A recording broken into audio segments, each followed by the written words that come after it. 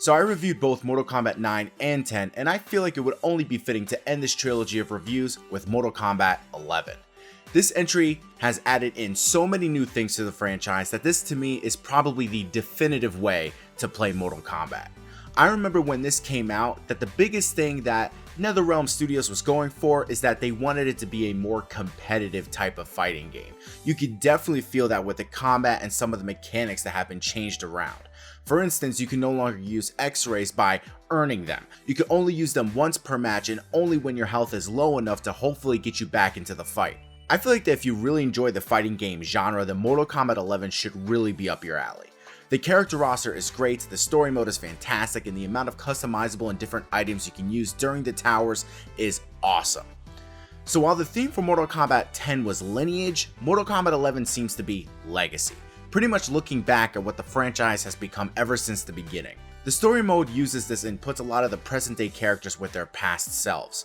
This means a lot of the characters that we thought were now dead are now back. Just like Shao Kahn, but thankfully this time, since he is a playable character, he plays within the rules of Mortal Kombat and isn't an asshole. However, the newest baddie in this entry, being Kronika, the mother of Shinnok, is not a playable character, so yeah, she's pretty much like Shao Kahn from Mortal Kombat 9.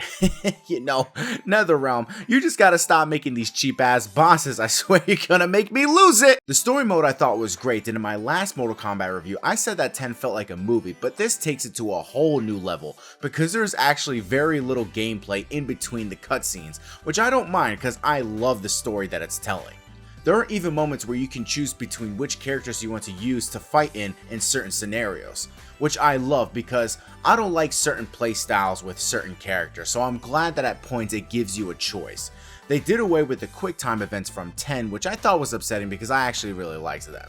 Another big thing I noticed was that the difficulty spikes were very tamed compared to the last two games throughout the story mode. I never really had to succumb to using cheap tactics until it came to Kronika. Before we get into other details about this game, I just want to talk about how graphically beautiful this game looks. NetherRealm Studios outdid themselves with this game because everything looks magnificent. The clothing and gear are amazing, and the character faces and environments are outstanding. The last game I pointed out how they gave the women actual fight gear and didn't over-sexualize them, and they did that again with this title. The voice acting is pretty top notch for all the characters except for Sonya Blade, which was voiced by Ronda Rousey. Now look, I love Ronda Rousey. I love that what she did in the UFC and WWE, and I know she's definitely trying to become an actress in some type of capacity, but this just ain't it, chief. Now the gameplay feels great. It feels a bit slower paced compared to MKX, and I feel like that they want you to be more calculated with your attacks. However, you still have those people that will obviously, forever spam certain moves because they ain't shit. The X-ray attacks are just as good as ever, and like I said earlier, what they did with how they changed it, how you can only use once per match, I still love that they did that. The fatalities are great, and I love that they brought back friendships. The character roster is fantastic, and with how many third-party characters are in this one, like Terminator, which was not voiced by Arnold Schwarzenegger, which was upsetting, but they did bring back people for voice acting like characters like RoboCop and Rambo, and especially Spawn. Joker's in this game as well, and Rain will probably just forever be DLC at this point. Very upsetting that Kenshi or Takeda weren't in this entry though.